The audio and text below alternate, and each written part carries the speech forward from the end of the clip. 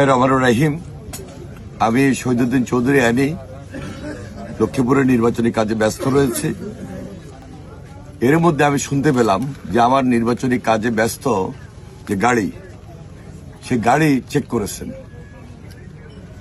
প্রকৃতপক্ষে যে নিউজ সেটি হলো যে আমার নির্বাচনী এজেন্ট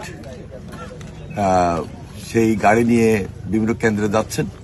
সেখানে আমার যে ব্যয়, তার মধ্যে 15 লক্ষ টাকা কেন্দ্র ওয়াইজ দেওয়ার জন্য যে আমার নিয়োজিত দায়িত্বে ছিলেন